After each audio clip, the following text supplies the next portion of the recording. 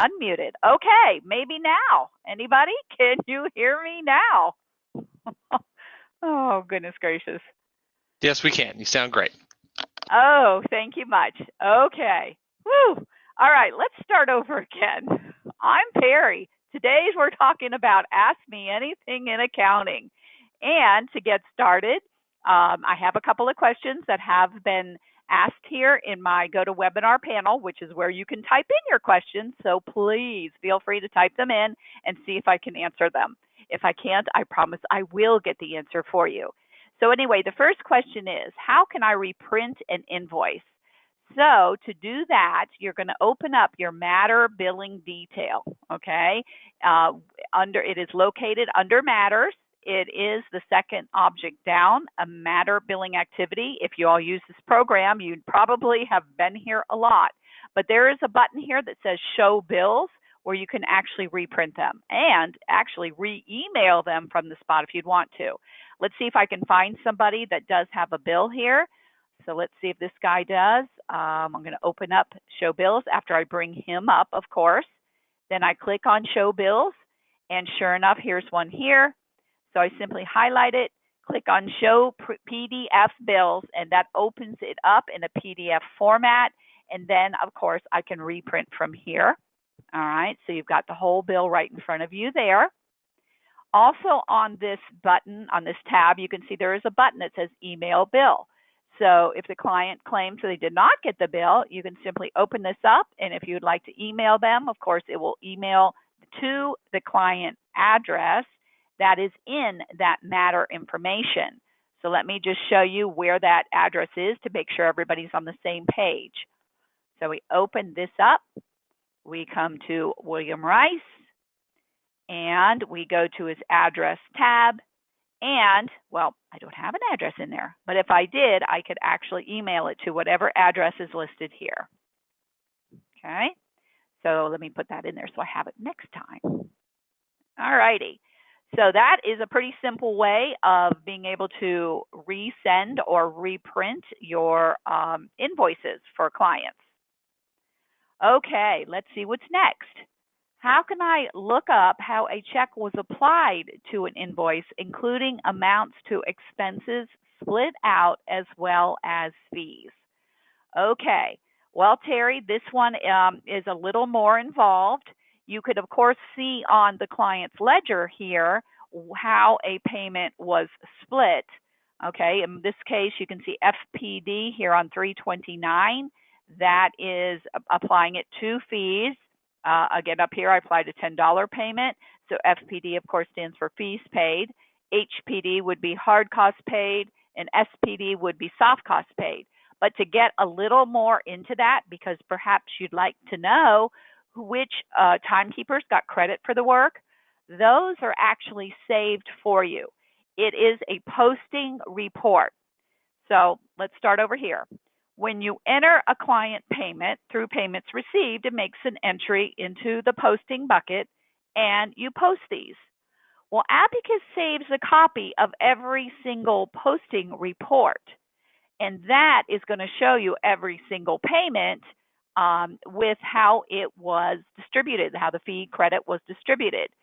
So Abacus keeps a copy of those reports under Reports in View Saved Reports, okay? And this one is actually showing me all my posting reports from April 1st through today. I can narrow this list down by the type of report I'm looking for. So if I am only looking for client payments, I can come in here and choose, where is it? Payments report right there. And then it will list all of my payments that I've entered between these two dates. And now I can highlight this and view it. And it will show me in very small text, apparently. Let's see if I can make this a little bit bigger. Okay. It will show you all of the information about that client payment. Okay. So there we go. So that is an easy way to get in and find out how your fees were distributed amongst timekeepers and how much was designated toward costs. How do I enter a write-off? Okay, This is good. I love these questions. Write-offs should be done through cost and adjustments. Okay? Now, when you come in here, because obviously we enter soft cost here, we enter our adjustments here. If you're not using AP, you enter your hard cost here. So we're going to go into add, and of course, we're going to pick our matter. Let's pick Cedar Lake here. I think he's got some current stuff on him. And now there's a couple different kinds of write-offs. All right. The nice way, if you're going to ask me to do a write-off, I might call it a courtesy discount instead of a big bad write-off, but it's really up to you. I basically have set up a discount code in here, and these are discounts by dollar amount, not by percentages. Here I've set up DIS for discount and using my courtesy discount. Now, with one you set up on your own, because perhaps you want your own words to come through here, your own way of explaining why you're giving the client a discount, you have to remember to make this a credit. The system does not know that this is a discount. It cannot understand our text. Okay, so we have to change it to a credit. Otherwise, if you don't do that, you're going to charge the client more rather than giving him a discount. So if you wanted to give a courtesy discount of this sort, you could do that. Now, a write-off in the terms of what Abacus thinks of a write-off as, that is writing off something that will never be paid from the client, okay? It's going to go onto our write-off report, so we can give that to our tax accountant at year end so they can decide if they can do something about taxes. And Abacus has codes for those types of write-offs. I call them the big bad write-offs because, this is a write-off that's already set up in here. It goes to the write-off report automatically. The codes are down here. They start with a W for write-off. And you can see there's different codes for different types of write-offs. If it is a hard cost write-off, of course, you could choose that. And you put in the dollar amount. Now, the program knows automatically to make it a credit. And it knows automatically to put this on your write-off report. Okay, so using the W write-off codes will automatically turn those buttons on for you. If the client is never going to get another bill, I actually would mark it billed because there's no need to process another bill. We don't need the client to see this. Remember, the bill type of unbilled means it's going to show up on the bill, the next bill that is processed. The bill type of billed simply applies it against the prior balance and boom, we're done. Okay, so obviously it's a credit and I would mark it billed if there's no further use for continuing on with this client, and I would let it, of course, go through to my write-off report. Now, one other thing here, write-off of fees adds one more step to it because, of course, we have to distribute who's going to take the hit for this write-off. So if it is a write-off of fees, I choose that code, okay? And when I do so, I get an additional tab here for the fee distribution. So let's say it's $200, just to make this a little different. It is a credit.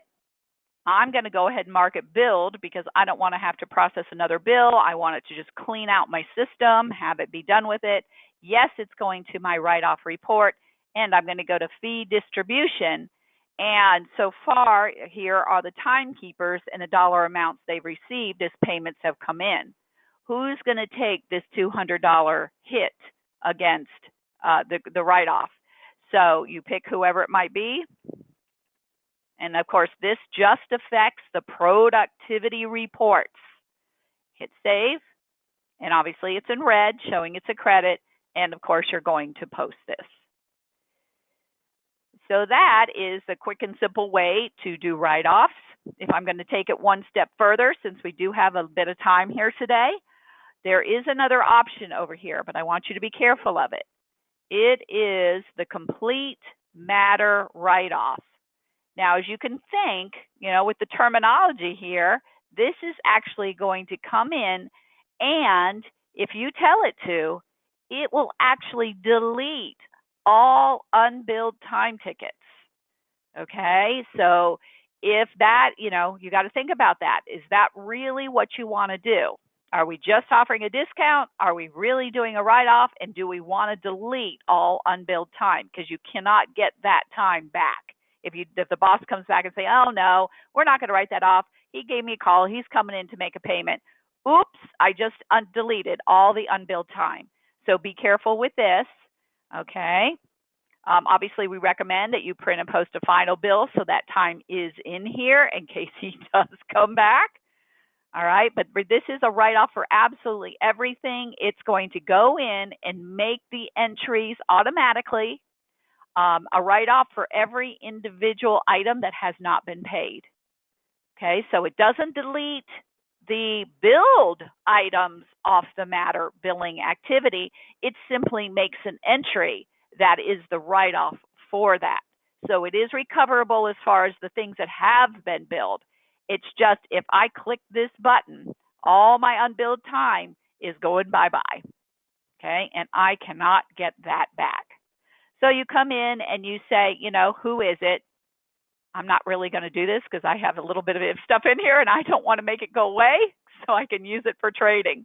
So that done button will go in and make entries for everything that's outstanding. It will make entries against those on the matter billing activity, and in this case, delete all my unbilled time. Okay, so far so good. All right, just a second here.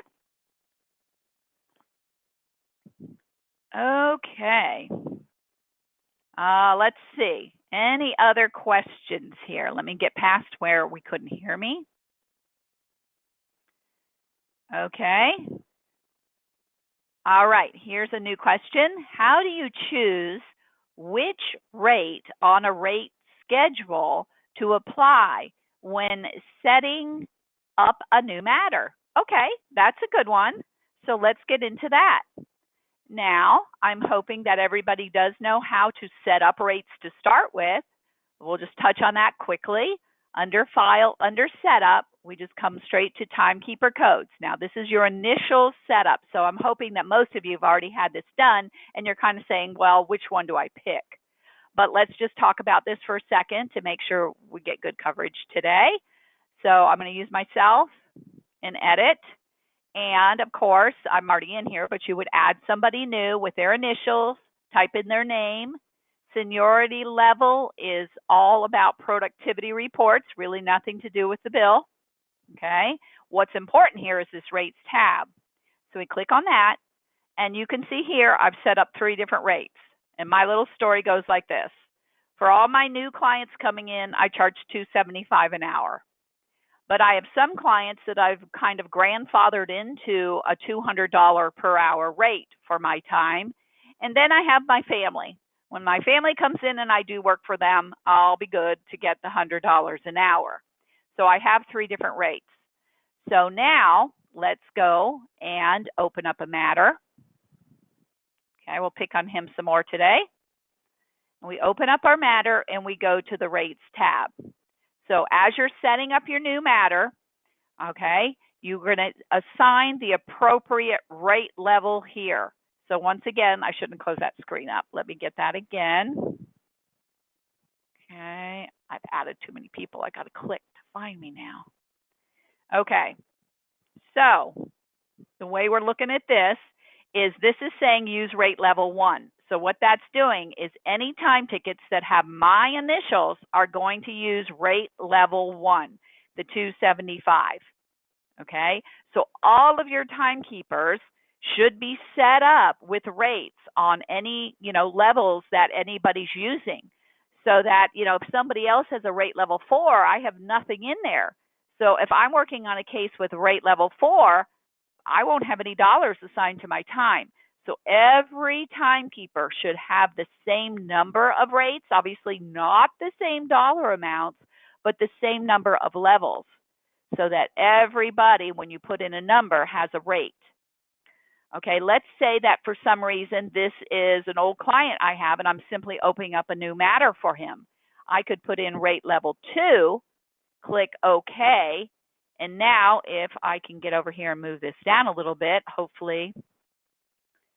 Okay, there's my rate right there for PPL, at $200 an hour, which ties back to my timekeeper code with rate level 2 being $200 an hour.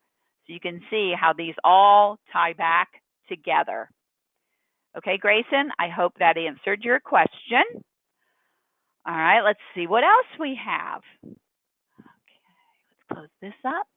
And here's a big one. Is it possible to transfer trust funds from one trust account to another, such as in a personal injury, when the individual has later passed away and the settlement needs to be transferred to their estate account? Okay, all right, Charity, let's see if I can walk us through this one. The answer is yes. All right, where do we do this? Under trust.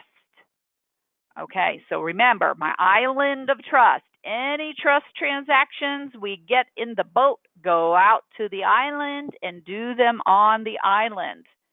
So we remember that we're going out to do something special. Okay, so we're going to open up trust deposits. Now, if they have already established money in one particular trust account and we now need to move it to another matter or to another trust account within another matter, because you'd have to have a separate matter to have a different trust account, you'll come in here and you're going to do two things. You've got to take the money away from the matter and the bank account that has that money. Okay, I don't think I have two clients set up or a client set up with two matters in here, Charity. So what I'm going to do is just use two different matters. I have it on two different matters. I got to move it from one to the other. So let's say I think Cedar Lake does have money. Okay, so I pull him up, and here we are. And let's just, for giggles and grins, say it's $100 because I'm not sure how much money he has in there. So I am going to take away $100 from this matter. So I put in a minus sign in front of the dollar amount. When I tab off this field, it's going to change into parentheses because Abacus likes those parentheses for accounting. Okay, so that means the same thing as a negative. I call this a negative trust deposit. And I'm going to put in here why I am doing this. Moving trust funds to matter. If I could spell it would help. Number, we'll just say William Rice because I don't know his number. Okay, so a good description as to why you're doing it, because guaranteed somebody's going to come back later and ask, why the heck does this have a negative deposit in here? Well, this will explain why. We hit done. Then, of course, we want to add it to the matter where we do want the money to go. And that is done here again in trust deposits. So both transactions are done in trust deposits. It just one is considered a negative deposit and the other is a regular deposit. So let's just pretend I was putting it into that one I just mentioned. So I go get them. Okay. And in this case, it happens to even be a different bank account. All right. And I put in the dollar amount here. Now, this, of course, has to be done at the bank. If checks are being written, well, then we would write one check to take the money out and give it to the bank, and then make a regular deposit with that deposit, with that money going into whatever bank account it's going into. So this is if you're doing it online or calling the bank, or it was done and now you're having to clean it up. Okay, so that can all be done here. If a check physically needs to be processed because it is going to have to go to the bank, well then, we would use the demand trust check writer to write that check. This is a way to do it without using a check if you can process it online or by calling the bank. And I would say moved from Cedar Lake. Okay, done. And then, of course, you're going to post these on the appropriate date. So I can select them and post them. And once again, my little reminder about my deposit date. I'm sure everybody knows me harping about this, where we want to make sure this is the date that's happened in the bank. Okay? All right. So that would be moving it from one matter to another, and even from one matter to another checking account within trust. Okay. All right. Here's a good one. I've heard this one before. How do I reprint a check? Okay. I've had error or printer errors before where the check actually did not print. Okay. Unfortunately, there's no magic button just to push and a new check pops out. We have to go through the process again. Now, I do have one little trick here. I'm going to use my demand check writer. Okay, so let's push this in here and let's just pick anybody. I'm not going to charge it to a matter or anything. Okay, pretend this is rent. I forgot to put the check in the printer, or my printer just messed up on me and it did not print. Well, I'm going to go through and process it again. Okay, oops. And when I get down here, let's put in monthly rent. I'm not charging this to any matter. What you want to do is use the original check number, since if it if it got processed in Abacus but it did not print, you will take the original check number and put a 0.1 after it, because we all know Abacus won't let us use the same check number twice, right? So we have to, we don't want to waste that check because they cost good money. So by putting a 0.1, that will allow us to process it again, kind of with the same number. Now, I should have maybe started this statement with, you have to void the original one that was never printed. So I would have voided 3037 and then reprocess that number with a 0.1, because we got to undo what we originally did because the printer never got the check. Okay, I'm going to say do not print to do this because my printer is very loud. Okay. So that would be a way to reprint a check, being able to use the original check number. Now, obviously, there's different scenarios here, so you really got to think about what happened for me. What happened at my location, because maybe it's not the printer jammed. Maybe something happened and the thing did not even process through Abacus. Well, then you can rerun it and use the original check number. Okay, hopefully that helps. I like the questions today. This is great, guys. Remember, you just go to the question panel or the question little spot there and you can type them in. Can we bill for a cost, new question, from a note or event entry? No, we want all costs to run through accounting. Okay, so we kind of make it a standard rule. Anything that has to do with money should be done in Abacus accounting. And costs can easily be entered through cost and adjustments. This will go through and update the matter billing activity, which of course means update the client's bill with whatever cost we put in here. Now, of course, if we're talking about writing a check, that's a little bit different. That has to go through AP. And if it's coming out of trust, of course, we're on our island taking it out with a trust demand check writer. But everything to do with money should be done here in Abacus accounting. Sorry about that. Okay. Let's see here. How can I create an unpaid invoice report by timekeeper? Okay, well, unpaid invoices is a bit sticky, as you probably well know. Unpaid invoices, we have the unpaid invoice maintenance here. This is basically just to come in and clean up things that shouldn't be on that report. It sounds like you might want a customization to the unpaid invoice report. It's not something we can get in and manipulate in Abacus. Abacus uses Crystal Reports for the accounting and billing reports. Crystal Reports is not generally something people know how to use. So if you do know how to use it and you have a copy of Crystal, you can get in there and make changes to any reports generated through Crystal. I particularly don't care for Crystal Reports. We have a department of Abacus that can customize reports if you would like that. So if you would like more information about this, please email me, and anybody can use my email address, by the way. It's as in Perry, which is like Paula with a P, Lafferty, Lafferty, at abacusnext.com. And I can give you more information about that customization if you really want to go that route. Okay? This here again is just cleanup for things that aren't marked with an invoice number when a payment is input into the system. Okay, this is not accounts receivable. Okay, please, nobody think this is accounts receivable. This can easily be construed as that, and it is not that. This is not an accurate AR report. Okay, here's another one. Let's see.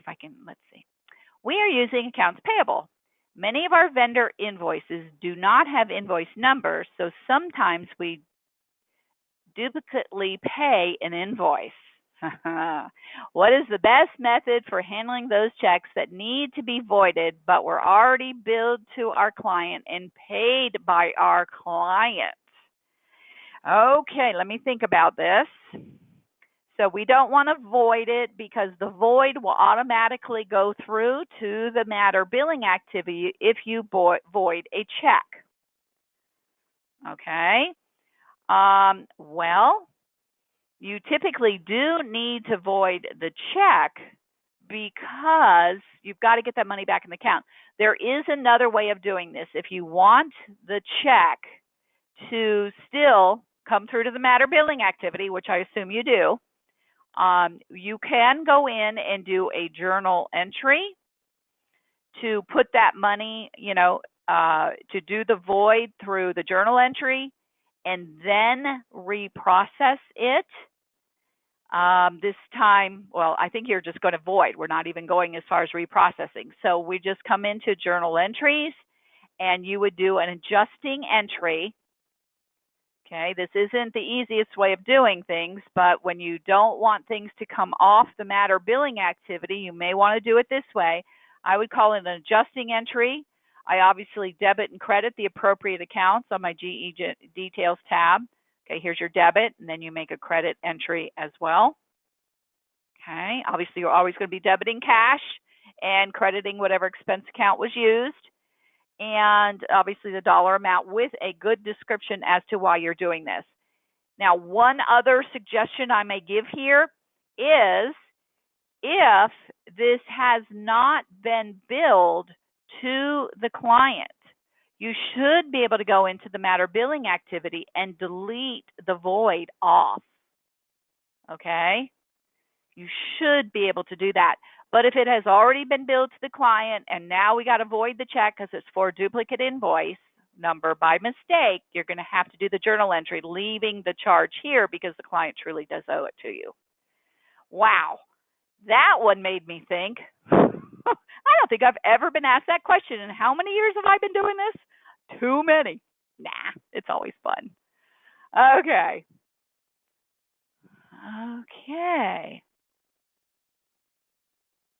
Okay, here's one. When entering AP invoices, does it matter if the posting date matches the invoice date for accounting purposes? Okay, well, I just want to make sure I've got this straight. When you're going in and you're entering a payable, okay, you enter it and then you post it.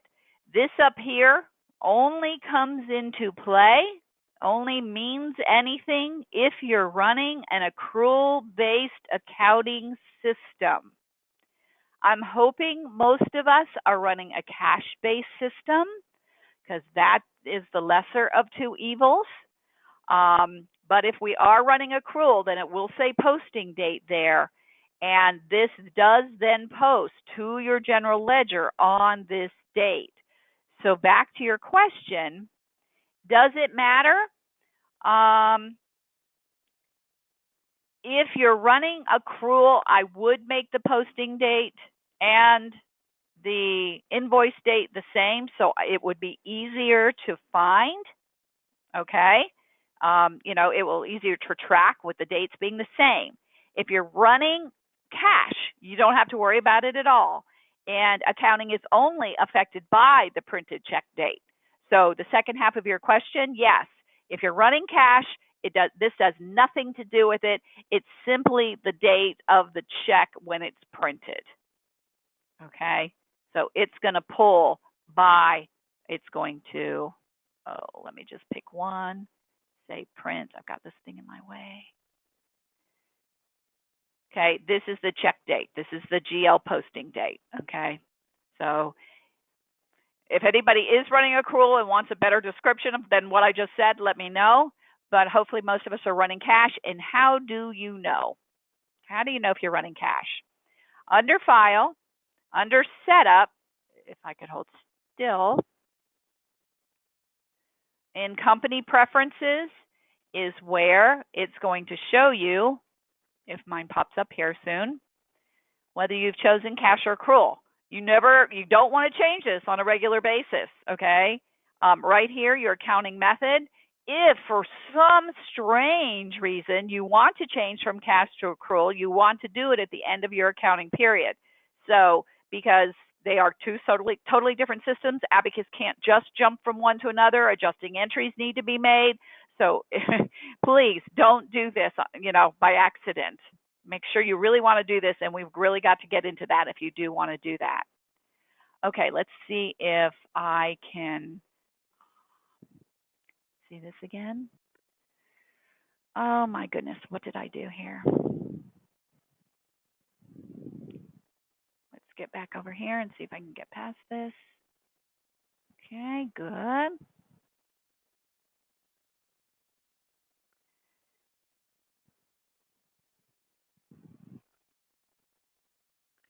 Okay, what is the best way to record a returned check fee and then apply that when it gets paid? Okay, if your client bounces a check, and I imagine that's what we're talking about here, and you need to charge him that return check charge, I would put that through cost and adjustments, okay, to charge the client. Now, the general ledger also has to be affected, right? So we want to think about this. If we are going to charge the client, okay, we could do it through here because, of course, this updates the matter billing activity. This is always used if it's an upcharge. Say it's really $10 from the bank when a check bounces, but I want to charge the client $30 so that they don't keep doing this to me, So you would enter that here because we know this only updates matter billing. So I could charge him $30. Now, of course, I need to update my GL and tell it that I only had a $10 charge. I have to get that out of my bank account. I would do that most likely as a journal entry, okay? Debiting bank service charge and crediting cash, whatever account was affected. So this appears on your bank reconciliation, okay? Now, if it's the same amount, okay, $10 to the client, $10 from the bank, I could just enter it through the demand check writer, check this box so that it doesn't really process a check number. It just updates it to my client and it updates to my bank account by charging my matter here with a particular expense code. Okay, so whether you do it through cost and adjustments to upcharge to the client, or you do it here, you have to have a return check charge expense code. Well, you guys are asking some good questions today. I don't even know if I have one of those. Let's see, it doesn't look like it. Let's add one. So, return check charge.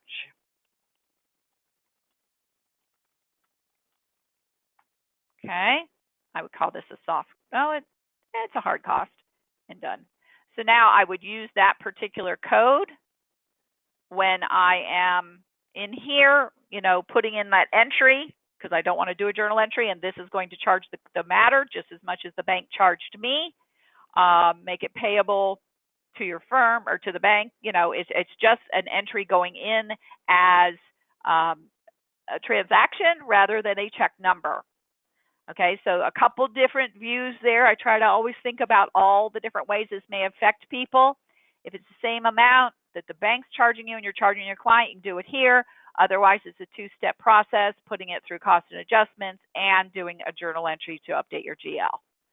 Whew. Okay, let's see.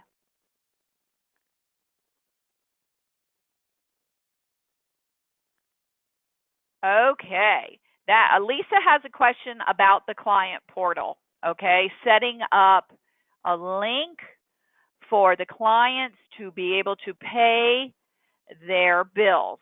I'm going to have to get back to you, Lisa, on that one because I want to get the right answer for you. Okay, so let me take this from class and run with it. And then if you can give me your email address, I'll be able to get back to you with the answer. Okay. That's a good one. That's new stuff. And yeah, I want to make sure everything is right with those answers. All right. Now another one. Well, you guys are keeping me busy today. Let's see what this one is. Our criminal law firm only does flat fee rates, not hourly. We currently only have our clients linked in AbacusLaw. How would we link the matter to Abacus Accounting and charge a flat fee with a retainer? Okay, the reason I changed your words from flat rate to flat fee are because Abacus does both. A flat fee, in my mind, since it's not an hourly case, would be $1 amount you're charging to your client for all of the legal work being done. A flat rate is the ability to enter a time ticket and overwrite the hourly rate with whatever dollar amount you want to charge for that one time ticket. So I'm going to go with flat fees here. Okay. Obviously, you need to link all your matters in AbacusLaw with a bill to. So let me pop this open and see. I don't know that I have any that aren't linked yet, but let me show you what it looks like when they are linked. Flat fee schedule. Okay. Linked names. You have to have a bill to. Might be better if I actually use a person so it's not confusing. Browse. Let's go to Frank. Okay. Okay, go to link names. This bill to is what takes the information from AbacusLaw and pushes it into the billing program. So if the matter, you can't find the matter in Abacus Accounting and Billing, it's because there's no bill to. The bill to is when you tell the system who's getting the bill. Okay, that's that straightforward. And that information then comes over into billing. Now, where can you set it up with the actual flat fee on the case? Well, now you'll be able to open up your matter, drop down menu, and go to matters. And let's take, I forgot what his name was. Dabrowski. You know what? I'm just going to use this guy here. Okay, it's easier. We come to the billing tab. This is where you tell the program which way we're billing them. Are we billing them hourly? In this case, no, we're billing them a flat fee. How much is that flat fee? Okay, if it's $5,000, you put in $5,000. And of course, you want to pick the appropriate billing format. I usually tell people to use the GEN, okay, because that bill looks a little bit different from the hourly bill. It doesn't include dollar amounts on each time ticket. Okay, so make sure you have the proper billing format code, the proper billing mode, and normally we just have monthly over here. Then the system automatically defaults to unbilled. In other words, we have not processed a bill yet for this flat fee matter. So when we go to run a bill, it looks here and says, yep, we need to charge him $5,000, and it will just place that dollar amount on the bill for his fees. Time tickets can show, as I said, if you want them to, or you can choose in your billing format not to have any time tickets show at all, not even the body of the work that was done. Okay, so this is the place on the billing tab of your matter in the billing and accounting program where you actually set up flat fees. Okay. Okay. Now, if you receive a retainer, then of course you're going to come in and put in that retainer through payments received if it's going into operating, but if it's going into trust, so you work the money down, okay, or take it when you're ready, you are going to put it in as a trust deposit. So it's where does the money really go? I have to follow that and do that in Abacus. Okay, hopefully that helps with that answer or that question. Okay. Well, let's see. Here's a question that I'm going to need some details on. I'm going to probably ask you to send me your matter billing activity on the matter that is showing a prior balance on the bill. Let's see. Some matters are showing prior balance when I go in to enter a payment for a specific invoice, but there is no prior balance. How do I get rid of that prior balance? I'm going to want to see because that's a kind of a loaded question. I got to have more details in there. So if you can send me the matter billing activity and perhaps a screenshot of the screen when you're entering your client payment that's showing that, that'll give me more info to go on, and hopefully then I can give you a good answer. All righty. Thank you for that.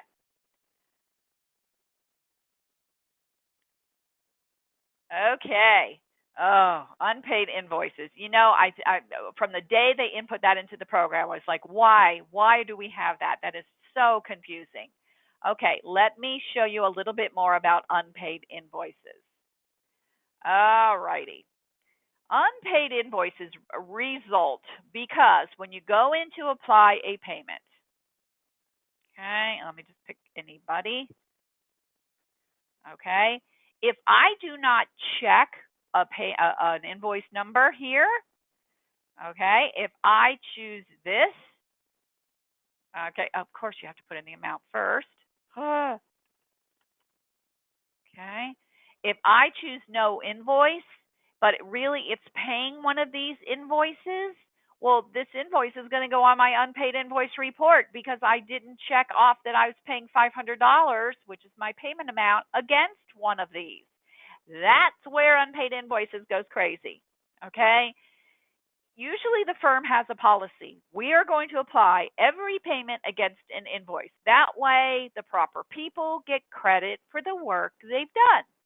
That makes sense. That's beautiful. But that means the burden's on you because you have to pick an invoice number every single time you enter a payment.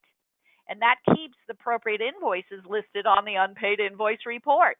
But the first time anybody doesn't select an invoice number and just selects this no invoice choice, that changes out the unpaid invoice report. And now that report isn't really correct because he did pay $500 against his account, but it's not being applied to any invoice.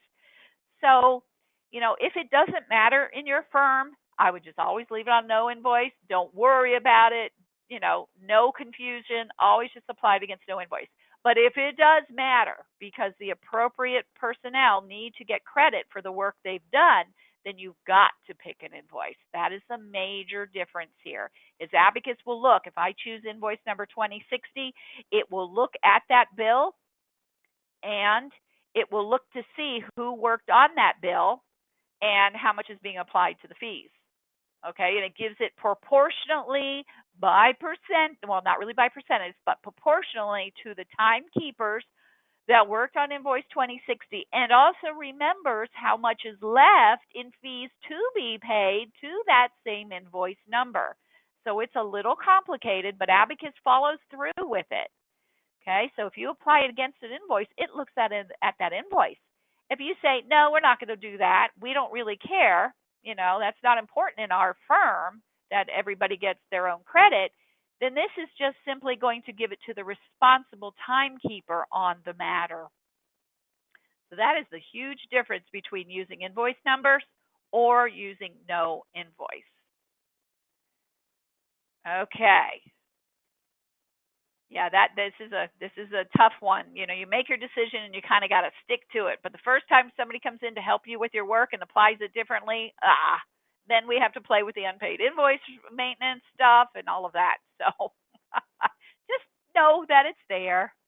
Okay, let's see. All right, we talked a little bit about this one. Let's go back because I didn't do a good enough job here. When you demonstrate the selection of rates, you showed changing yourself to a level 2.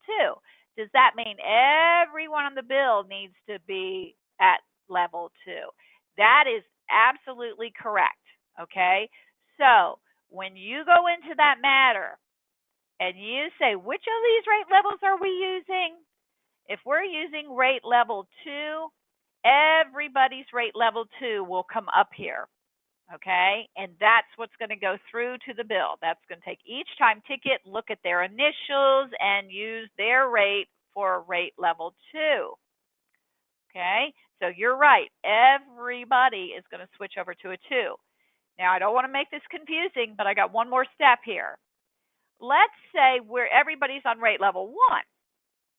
But perhaps me, when I work on this case, this guy's my next door neighbor. And I just make a little side deal with him. And I say, when I work on your case, I'm going to give you a break on my rate. But nobody else is going to give you a break on their rate because they don't know you from Adam. So I would take me, double click my name, and put in whatever rate just me is going to use for this one matter. Okay? So I am overriding my hourly rate from my rate level 1 to be this dollar amount just for this one matter because this is a very strange circumstance. All right? It puts a little asterisk there when I do that. So I know anybody with an asterisk, I've got in and manually manipulated to be something. Okay, so you do have other options besides just setting yourself up with a rate. You have many rates, and you can overwrite even those if you need to. Okay, we're getting close on time here. I want to make sure everybody knows that you can continue typing in questions or sending questions to webinars@abacusnext.com. We get those day in and day out, and then they're given to the appropriate person, and we respond to them. So even if you did not think of a question right now and it comes to you in the middle of the night, please jump on your computer, send it on in, and I can, we'll get back to you, whoever is, is the proper person to address this. Okay. All right, let's see. I think there's one more question here. I have to use accrual. That is mandatory for Canada. Oh, Diane, I feel for you. Okay. Well, then, yes, Abacus can handle accrual wonderfully. It's not like there's a problem there. It's just when you're thinking about what you have to do to fix things, you have to remember, oh, I'm running on accrual. So, it's kind of like counting your eggs before they hatch. That's what I consider accrual, where cash is you don't count the money till you actually put it in the bank. Okay? So that's the big difference between the two, I guess. Okay, well, it looks like I think I've gotten to most of the questions today. I, of course, want to thank you. I'm sorry for our little technical difficulties when we got started there. Please, every week we have these. We've kind of changed our schedule around. We're now doing them on Thursdays for the Abacus program. We switch back and forth. 1 week we'll have Abacus Law and different topics in Abacus Law. And then perhaps the next week we'll do one in accounting with different topics. We also are looking for suggestions for topics from you all.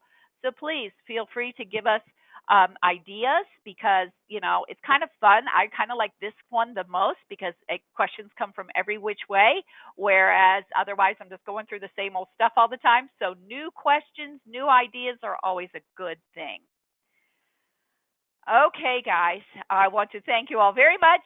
Remember to come in at any time and check in on us and get to our webinars. The Abacus Next website gives you a list of what webinars are coming up. Don't be a stranger. Thank you all. Have a lovely afternoon. All right, guys. Bye-bye.